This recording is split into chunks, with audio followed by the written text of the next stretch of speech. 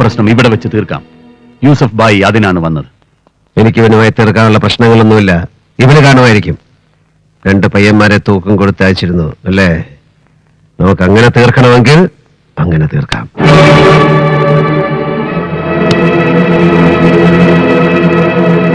മാപ്പാക്കണം. അങ്ങനെ ഒരു വിഡ്ഢിത്തം ഞാൻ ചെയ്തു. പടച്ചോൻ വിചാരിക്കാതെ ആർക്കും നിങ്ങൾ ഒന്നും ചെയ്യാൻ കഴിയില്ലെന്ന് ഞാൻ മനസ്സിലാക്കിയില്ല. പൊറുക്കണം ഉസ്താദ്. അന്ന് എനിക്ക് ഭ്രാന്തായിരുന്നു. എന്റെ പെങ്ങളുടെ ജീവിതങ്ങൾ രക്ഷിച്ചു. ഓളൊന്ന് സുഖമായിട്ട് കഴിയാ ഉസ്താദ്. അതന്നേ ഞാൻ പറഞ്ഞില്ലേ. കഴിഞ്ഞത് പോട്ടെ, ഇനി പ്രശ്നങ്ങളില്ല. സബ് കുച്ച് സെറ്റിൽഡ്.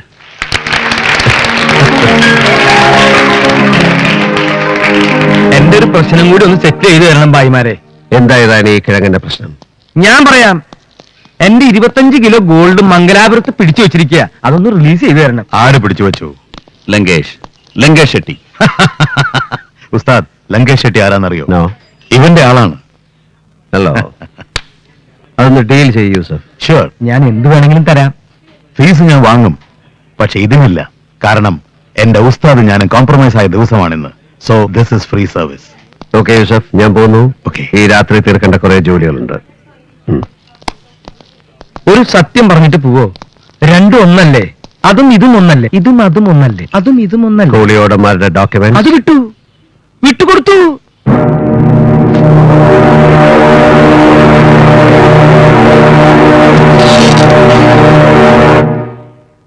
പ്രശ്നങ്ങൾ ഓരോന്നായി സോൾവ് ചെയ്ത് വരുന്നു. നന്ദന്റെ അച്ഛനെ ഒന്ന് കാണണം. ഞാൻ അങ്ങോട്ടാ പോണേ. അവരുടെ ഹോട്ടൽ അടുത്ത് തന്നെ റീഓപ്പൺ ചെയ്യാനാവും. എന്തൊക്കെയാ എന്റെ ഏട്ടൻ എനിക്ക് വേണ്ടി ചെയ്യുന്നത്? ഓ, വാചകം മതി. പുര നിറഞ്ഞു നിൽക്കുന്ന ഏട്ടനെ കെട്ടിക്കാൻ നീ വല്ല ശ്രമവും നടത്തുന്നുണ്ടോ? ഒരു പാലം ഇട്ടാൽ അങ്ങോട്ടും ഇങ്ങോട്ടും. കേട്ടിട്ടുണ്ടോ? നോക്കിക്കോ, പപ്പ എന്തൊക്കെയാ പ്ലാൻ ചെയ്യുന്നെന്ന്. പക്ഷെ പപ്പ പറയുന്ന പെണ്ണിനെ തന്നെ കെട്ടണം. സമ്മതമല്ലേ? Good boy. അതെല്ലാം ഫിക്സ് ചെയ്തിട്ട് പപ്പ ഈ വീട് വിട്ട് പോവും. വിട്ടുപോവാ? നീ എന്നെ വിട്ടുപോവാൻ പോവാ? പോണല്ലേ ഏട്ടാ. പോയിട്ട് വരാനാണെങ്കിലും പോയല്ലേ പറ്റൂ. ചിലപ്പോ തോന്നും നീ വലുതാവണ്ടായിരുന്നു.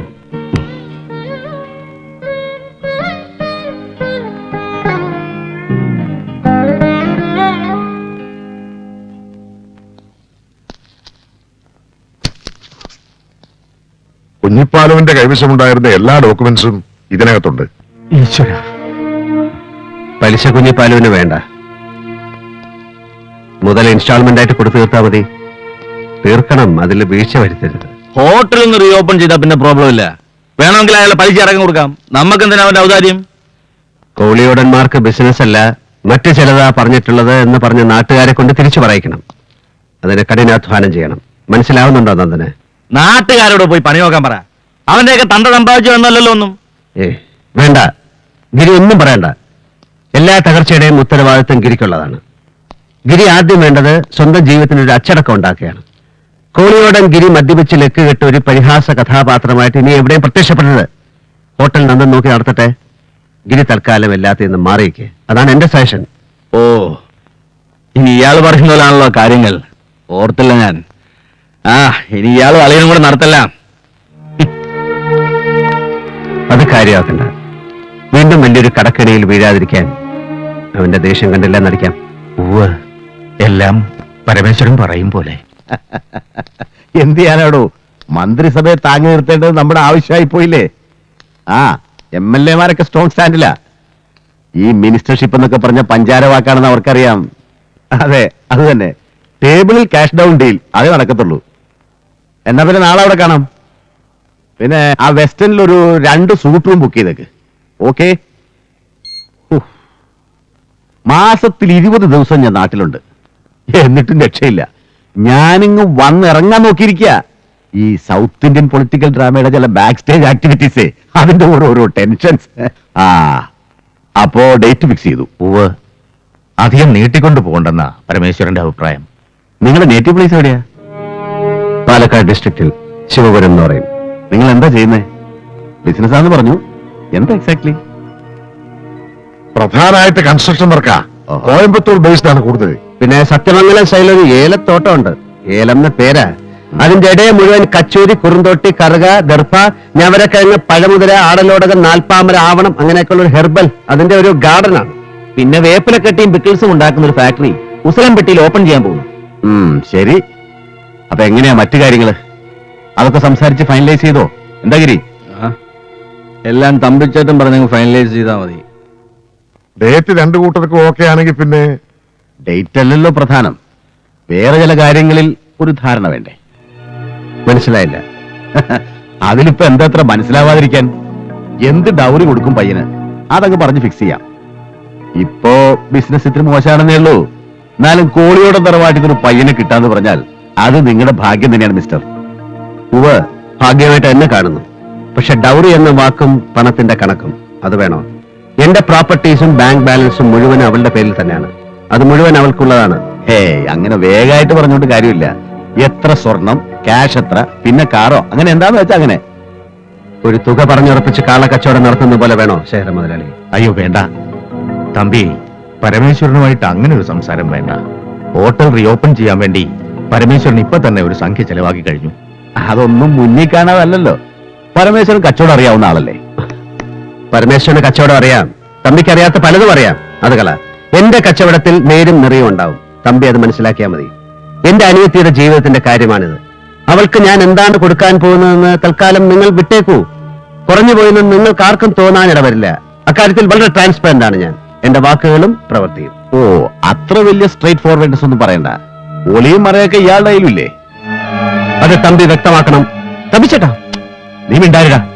ഇയാളൊരു പുത്തൻ പണക്കാരൻ, വലിയ അന്തസ്സോടെ എന്ന് ഡയലോഗ് അടിക്കണം. പക്ഷെ തമ്പി, ചെക്കന് പെണ്ണിനെ കണ്ട് വട്ടിളകി പോയതോട് നടത്താൻ തയ്യാറാകുന്നേ ഉള്ളൂ. അല്ലെങ്കിൽ ഇത് പെണ്ണിന്റെ രണ്ടാം ഘട്ടാന്ന് അറിഞ്ഞപ്പോ ഞാൻ വേണ്ടാന്ന് പറഞ്ഞതാ.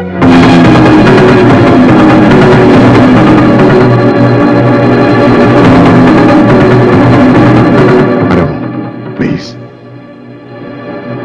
രണ്ടാം കേട്ടോ? അത് ഞാൻ അറിഞ്ഞില്ലല്ലോ. ആണോടാ? നീ എന്തറിയും? തലയ്ക്ക് വെളിവ് വേണ്ടേ? രണ്ടാം ഘട്ടത്ത് പറയുമ്പോ തമ്പി ഒന്നോർക്കണം. വിവാഹം കഴിഞ്ഞു, ശരിയാ.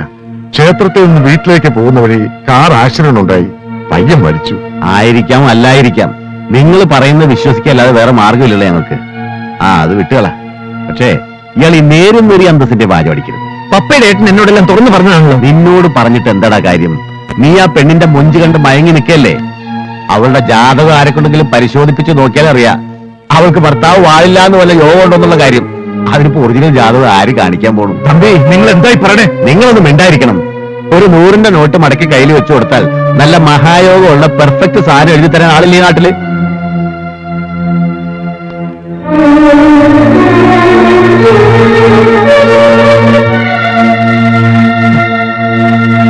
എരപ്പാളികളാണ് മുഴുവനും. പണം പരമനും നട്സാണ്, ജസ്റ്റ് നട്സ്. കോളിയോടന്മാരുടെ തലവഴി പണമിട്ട് ഞാൻ മൂടും. പക്ഷെ അന്തസ്സില്ലാത്ത വിട്ടുകളുടെ വീട്ടിലേക്ക് നിന്നെ പറഞ്ഞയക്കാന്ന് വെച്ചാൽ അതിൽ നല്ലത് പപ്പ അത് മറക്കുന്നത് തന്നെയാവുമെന്ന് തോന്നി. അതാ ഇറങ്ങിപ്പോന്നത്. എന്താ നിനക്ക് മറന്നൂടെ? മറക്കാം. ഏട്ടൻ പറഞ്ഞ എന്ത് മറക്കാം? മറന്നിട്ടുണ്ടല്ലോ. 1 മണിക്കൂറെങ്കിൽ 1 മണിക്കൂർ ഭാര്യയായിരുന്നിട്ട് വിധവയായപ്പോ ഏട്ടൻ പറഞ്ഞു മറക്കാൻ, എല്ലാം മറക്കാൻ. ഞാൻ മറന്നല്ലോ. ഇത് മറക്കാം. എനിക്കങ്ങനെ ഒരു യോഗം ഉണ്ടല്ലോ. എന്തിനാ ഈ ജീവിതകാലം മുഴുവൻ ഇവിടെ കഴിയാലോ ഏട്ടന്റെ അനിയത്തിയായിട്ട്. എനിക്കതും സന്തോഷ.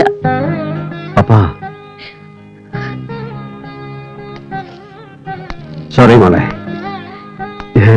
ഞാൻ പോവാം. അവരെ കണ്ട് എങ്ങനെയാന്ന് വെച്ചാ അവര് പറയുന്ന പോലെ നമുക്ക് നടത്താം. അതിന് അവർ തെറ്റായിട്ടൊന്നും പറഞ്ഞിട്ടില്ല. എന്റെ ഈ വൃത്തികെട്ട മുൻകോപ എല്ലാത്തിനും കാരണം. എവിടെ പോവാനാ? ഞാൻ വിട്ടിട്ട് വേണ്ടേ? എന്റെ ഏട്ടൻ ആരുടെ മുമ്പിൽ തോറ്റിട്ട് എനിക്കൊന്നും നേടണ്ട. നിനക്ക് വേണ്ടിയാവുമ്പോ അത് തോൽവിയല്ല പപ്പ. ഞാനൊന്ന് ആലോചിക്കട്ടെ. നന്ദൻ എന്റെ കൂടേക്ക് വന്നു. നേരിട്ടെന്തോ സംസാരിക്കണമെന്ന്. മാപ്പ് ചോദിക്കാൻ വന്നതാണ് പപ്പയോടും ഏട്ടനോടും. അവിടെ നടന്നതിനെല്ലാം പപ്പയുടെ ഏട്ടനോട് ക്ഷമിക്കണം. ആരിൽ നിന്നൊന്നും മറച്ചു വെക്കണ്ട. പപ്പയെക്കുറിച്ച് എനിക്കറിയാവുന്നതെല്ലാം അതുകൊണ്ട് ഞാൻ എല്ലാവരോടും പറഞ്ഞത്. നാളെ എന്തെങ്കിലും അറിഞ്ഞിട്ട് പപ്പയെ കുത്തി നോവിക്കാൻ ആരും ശ്രമിക്കരുതല്ലോ എന്ന് കരുതി. പക്ഷേ അവരതൊന്നും ചീപ്പായി പ്രസന്റ് ചെയ്യുന്ന ഞാൻ ഓർത്തില്ല. സോറി. നന്ദൻ, നിന്റെ അച്ഛനും മറ്റു ബന്ധുക്കളും മുഴുവൻ നിനക്കെതിരായി നിൽക്കുമ്പോ നിനക്ക് അവളുടെ കഴുത്തിൽ താലി കെട്ടാൻ കഴിയോ? എന്റെ അച്ഛൻ എന്നും ഞാൻ എന്ത് ചെയ്താലും എന്റെ കൂടെ ഉണ്ടാവും. അച്ഛൻ അനുഗ്രഹിക്കേ ഉള്ളൂ. ഗിരിയേട്ടന് ഭാര്യ ഒന്നും പ്രശ്നമല്ല. അമ്പി ചേച്ചിയുടെ ഭർത്താവ് തമ്പിച്ചേട്ടൻ മാത്രമേ വെറുതെ എതിർപ്പുമായി വരുള്ളൂ. എനിക്ക് നിന്റെ സ്റ്റാൻഡ് മാത്രം അറിഞ്ഞാൽ മതി. തമ്പി അണ്ണനും എല്ലാം നിൽക്കേണ്ടടുത്ത് നിൽക്കും, അല്ലെങ്കിൽ നിർത്തിക്കാൻ അറിയാം പരമേശ്വരന്. എന്റെ പപ്പയുടെ ജീവിതം എന്ന് പറഞ്ഞാൽ അതെന്റെ പ്രാണനാണ്. അത് ഞാൻ നിന്നെ ഏൽപ്പിച്ചാ പിന്നെ അത് കാത്തു സൂക്ഷിക്കേണ്ടത് നിന്റെ കടമയാണ്. നിനക്കതിന് കഴിയുമോ ഇല്ലയോ? ഒരു ചോദ്യമേ ഉള്ളൂ എനിക്ക്. എന്നെ വിശ്വസിക്കാം.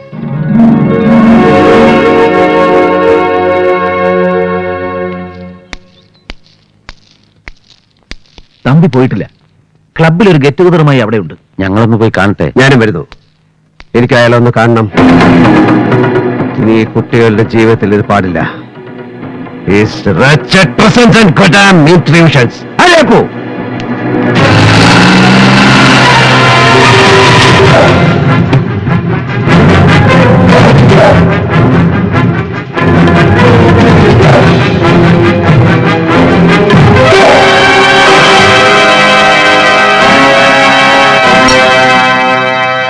എന്താ പരമേശ്വരൻ മുതലാളി, ഒരുമാതിരി വെടികൊണ്ട പന്നിയെ പോലെ? പന്നിയെ മാത്രം വെടിവെച്ച് ശീലിച്ച നീ ഒരു വെടി പൊട്ടിച്ചു. നീ അറിഞ്ഞില്ല ഒരു സിംഹത്തിനാ അത് കൊണ്ടത്. കൊല്ലാൻ തക്കവണ്ണമുള്ള പവർ ഇല്ല അതിന്. ഒരുതരം വൃത്തികെട്ട ചൊറിച്ചിൽ, അതിന്റെ ഇറിറ്റേഷൻ മാറാൻ ഒരു നാടൻ ചികിത്സയുണ്ട്.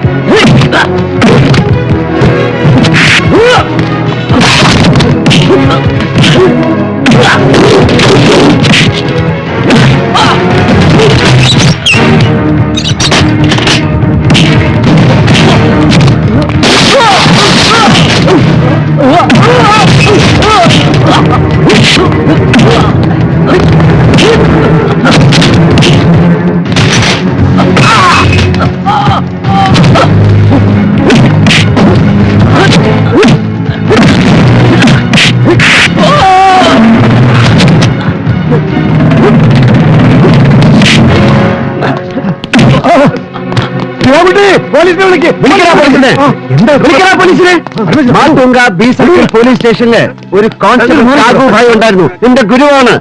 പുറത്തൊരു പാട് പോലും ഉണ്ടാക്കാതെ അകം ചതച്ചെടുക്കുന്ന വിദ്യ അവനെ എന്നെ പഠിപ്പിച്ച്. എങ്ങനെയുണ്ട് തമ്പി?